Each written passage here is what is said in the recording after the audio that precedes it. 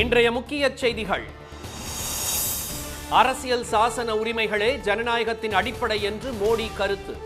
அரசியல் அமைப்பின் மீது அக்கறை இருப்பது போல் பாசாங்கு காட்டுவதாக கார்கே விமர்சனம். தமிழ்நாட்டை தீவிரவாத மாநிலம் என்று பேசிய ஆளுநர் ரவியின் திமிரை அடக்குவோம். மாநிலத்தின் வளர்ச்சியை தடுக்கவே பாஜக அரசு நியமித்ததாக ஸ்டாலின் குற்றச்சாட்டு. இந்தோனேஷியாவில் கரையை கடந்தது சென்யார் புயல். தமிழ்நாட்டில் 29ஆம் தேதி 6 மாவட்டங்களுக்கு சிவப்பு எச்சரிக்கை. H1B விசா வழங்குவதில் கட்டுப்பாடுகளை அதிகரிக்கிறது அமெரிக்கா. உள்நாட்டு தொழிலாளர்களுக்கே முன்னுரிமை என ட்ரம்ப் நிர்வாகம் அறிவிப்பு.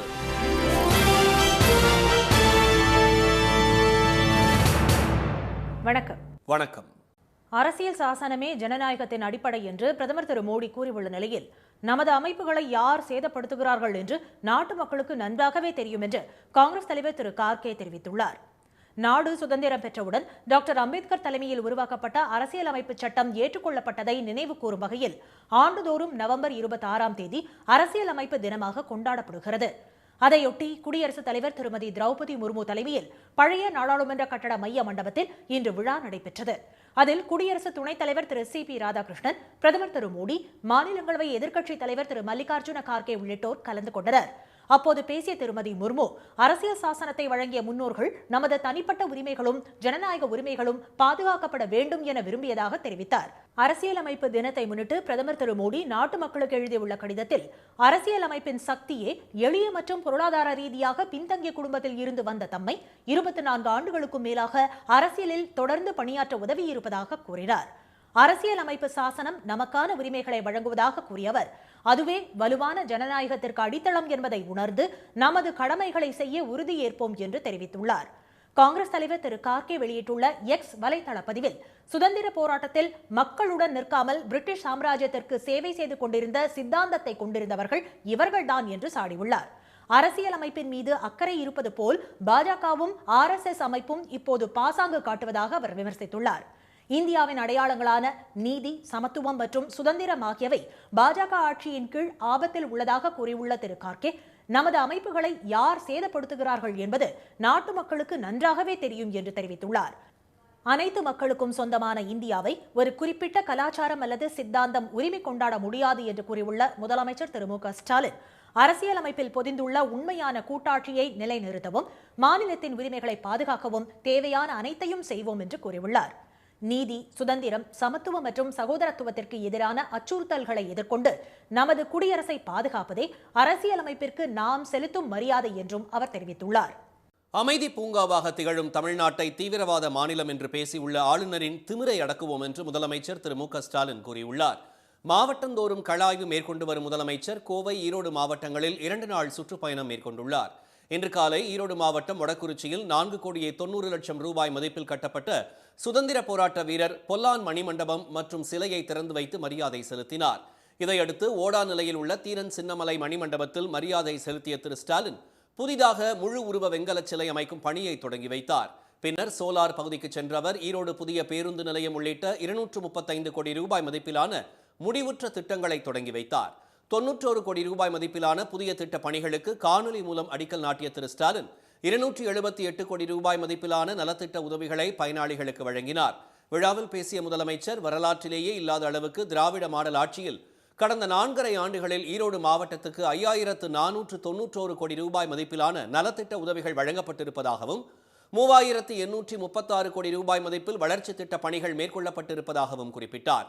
மேற்கு மண்டலத்தைச் சேர்ந்த எதிர்க்கட்சித் தலைவர் எடப்பாடி திரு பழனிசாமி ஈரோடு மாவட்டத்திற்கு எதுவும் செய்யவில்லை என்று விமர்சித்த முதலமைச்சர், விவசாயி என தம்மை கூறிக்கொள்ளும் அவர் பிரதமரை சந்தித்த போது நெல் ஈரப்பத தளர்வு குறித்து கோரிக்கை வைக்காதது ஏன் என்று கேள்வி எழுப்பினார். நெல் கொள்முதல்ல ஈரப்பத தளர்வு தொடர்பான தமிழ்நாட்டின் கோரிக்கையை ஒன்றிய பாஜக அரசு நிராகரிச்சுட்டாங்க.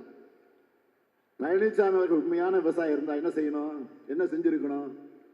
மோடி அவர்களே, பிரதமர் அவர்களே, மோடி அவர்களே, தமிழ்நாட்டின் கோரிக்கை ஏற்கணும், பிரதமர் மோடி அவர்களே என்று ஒரு கோரிக்கையை சொல்லி இருக்கணுமா வேணாமா?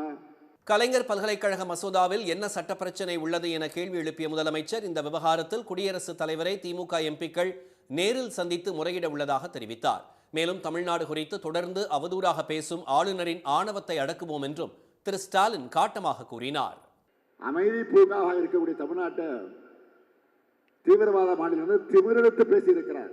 அவர் திமிர அடக்கணும். நம்ம இக்கட்டான சூழலில் தன்னுடைய தேசப்பற்றை காட்டி நம்ம படை வீரர்களுக்கு அதிக அளவில் நிதி வழங்கினது நம்முடைய தமிழ்நாடு தான்.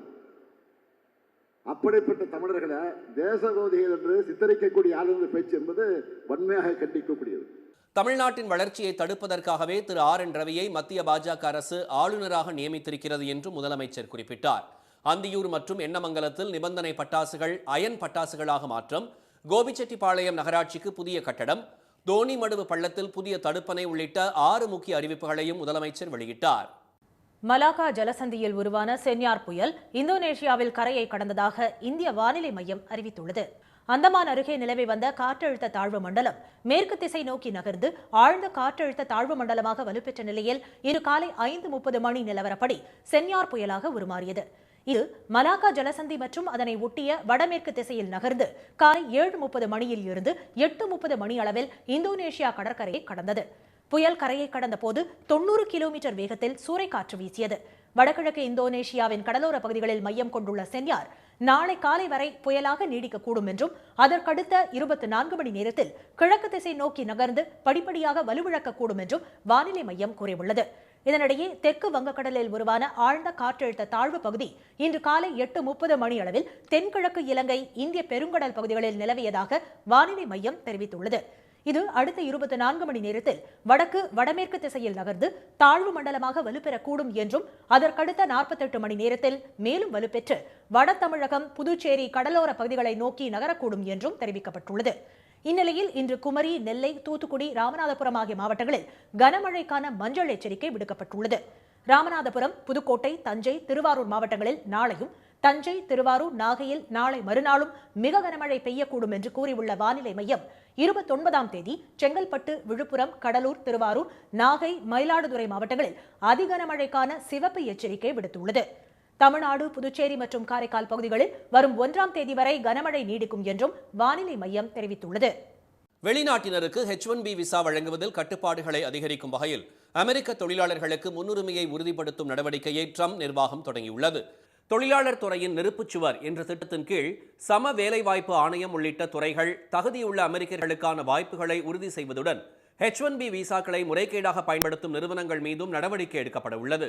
இதன்படி தொழிலாளர் துறை, சம வேலைவாய்ப்பு ஆணையம், நீதித்துறையின் மனித உரிமைத்துறை, குடியேற்றத்துறை ஆகியவற்றுக்கு தொழிலாளர்கள் பற்றிய தகவல்களை நிறுவனங்கள் பகிர வேண்டும்.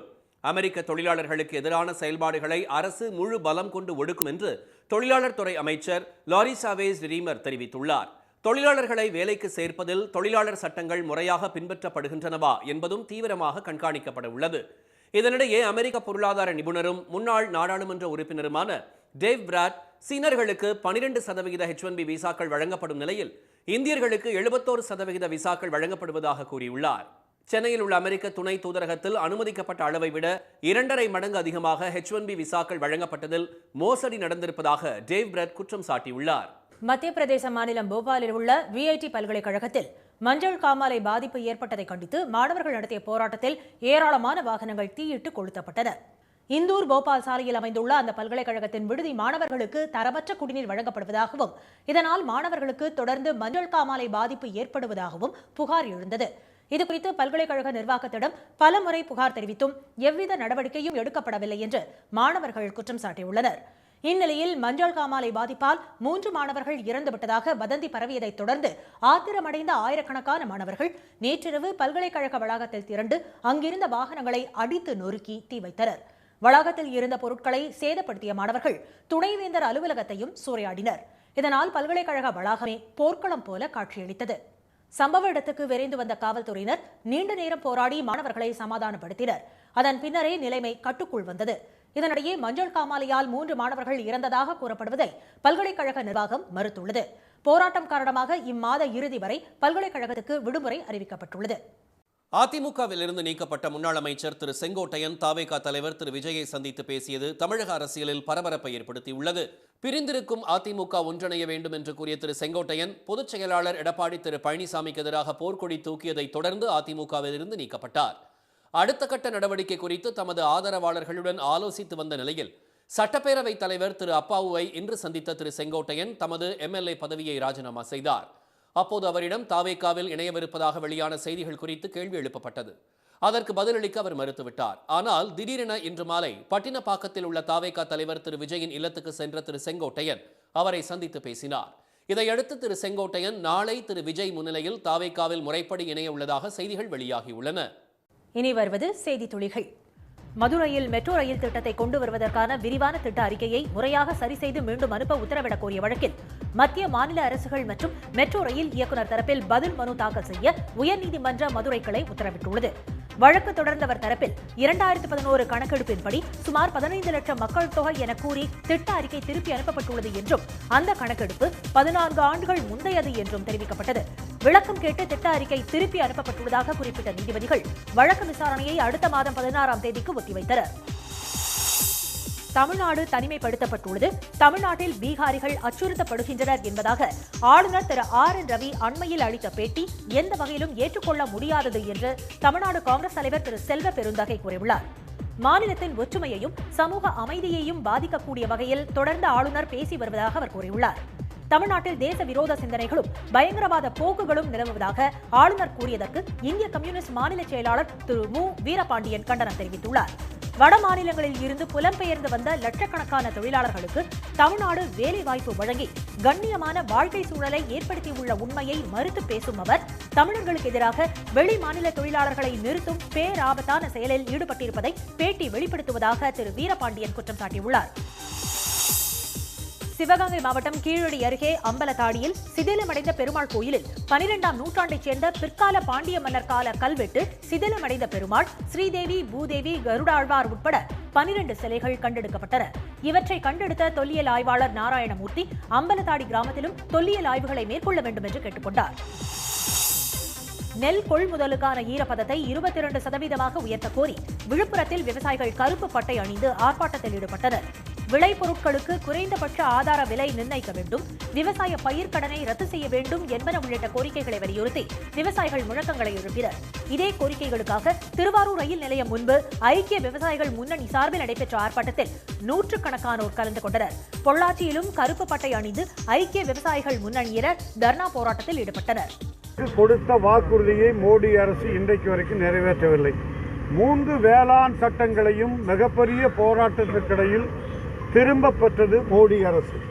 சொன்ன வாக்குறுதியை இன்று வரை நிறைவேற்றவில்லை.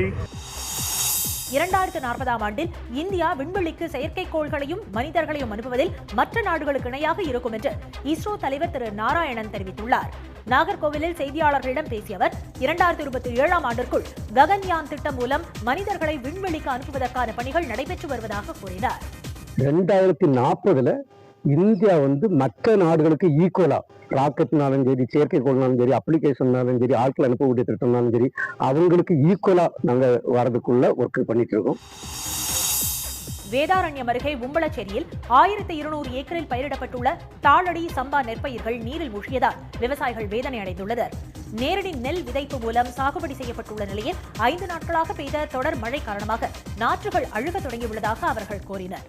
சரியாக தூர்வாராதனாலையும் இந்த ஆகாய தாமரை பறந்துருக்கிறதுனால இந்த மாதிரி எங்களுக்கு கடுமையான பாதிப்பு ஏற்பட்டுள்ளது. இதை வருவாய்த்துறையோ அக்ரி டிபார்ட்மெண்ட்டோ எல்லாம் பார்வையிட்டு எங்களுக்கு பாதிப்பு இழப்பீடுக்கு எங்களுக்கு வழங்க வேண்டும் பணியமுறை வேணும் கேட்கிறோம். ஆருத்ரா கோல்டு நிறுவன மோசடி வழக்கில் சென்னை, காஞ்சிபுரம் உட்பட 15க்கும் மேற்பட்ட இடங்களில் அமலாக்கத்துறையினர் சோதனை நடத்தினர். மோசடி வழக்கில் தொடர்புடைய கைதானவர்களின் வீடுகளில் சோதனை நடைபெற்றது. முகப்பேரில் நிர்வாகி ஒருவரின் வீட்டிற்கு சோதனையிட சென்ற நிலையில் அவர் வீட்டையே காலி செய்துவிட்டு சென்றதால் அமலாக்கத்துறையினர் திரும்பிச் சென்றனர். கரூரில் தாவேகா தலைவர் திரு விஜய் பிரச்சாரத்தின் போது கூட்ட நெரிசலில் சிக்கி 41 பேர் உயிரிழந்த வழக்கில் காவல் ஆய்வாளர் உள்ளிட்ட 4 பேரிடம் சிபிஐ அதிகாரிகள் விசாரணை நடத்தினர். காவல் ஆய்வாளர் திரு மணிவண்ணன், கோவையைச் சேர்ந்த ராகுல் காந்தி, நொய்யல் பகுதியைச் சேர்ந்த கோகிலக்கண்ணன், கரூர் ஜவுளி நிறுவன உரிமையாளர் ஆகியோரிடம் விசாரணை நடைபெற்றது. கடலூர் மாவட்டம் விருதாச்சலத்தில் குறிஞ்சி நகர் பகுதியில் சாலை மற்றும் மழைநீர் வடிகால் வசதி அமைத்து தரக்கோரி குடியிருப்பு வாசிகள் கயிறு கட்டி வாகனங்களை தடுத்து நிறுத்தியதால் பரபரப்பு ஏற்பட்டது. அங்கு 50க்கும் மேற்பட்ட குடும்பங்கள் வசித்து வரும் நிலையில் மழைக்காலங்களில் மழைநீர் தேங்கி சேரும் சகதியுமாக உள்ளதால் அப்பகுதி மக்கள் இன்னலுக்கு ஆளாகி வருவதாக கூறப்படுகிறது. சென்னை பூவிருந்தவல்லி அருகே வீரராகவபுரம் ஏரியில் டன் கணக்கில் காலாவதியான ஐஸ்கிரீம் மற்றும் பால் பாக்கெட்டுகள் கொட்டப்பட்டுள்ளது அதிர்ச்சியை ஏற்படுத்தியுள்ளது. காலாவதியானது என்பது தெரியாமல் சிலர் அவற்றை எடுத்துச் செல்வதாக கூறிய அப்பகுதி மக்கள் நீர்வளத்துறை அதிகாரிகள் தலையிட்டு உடனடி நடவடிக்கை எடுக்க வேண்டும் என வலியுறுத்தினர். உதகை அருகே மாவனலா கிராமத்தில் பெண்ணை தாக்கிக் கொண்டது T-37 புலி என்பது தெரியவந்துள்ளது.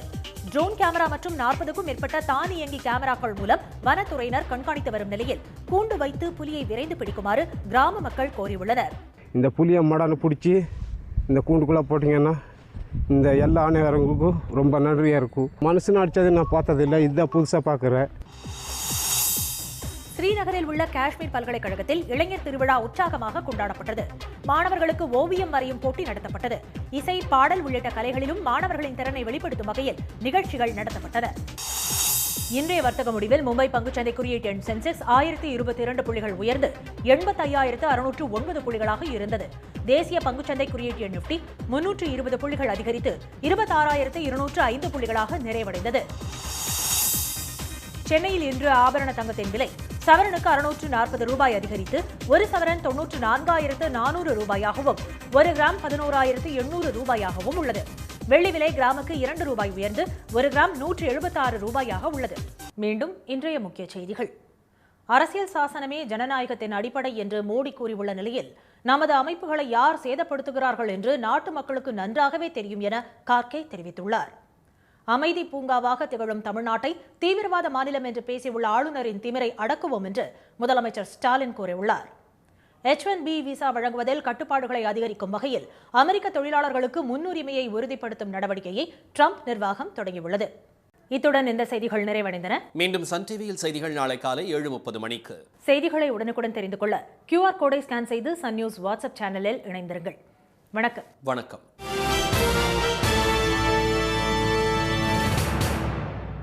உடனுக்குடன் செய்திகளை தெரிந்து கொள்ள சன் நியூஸ் பெல் ஐகானை கிளிக் பண்ணுங்க.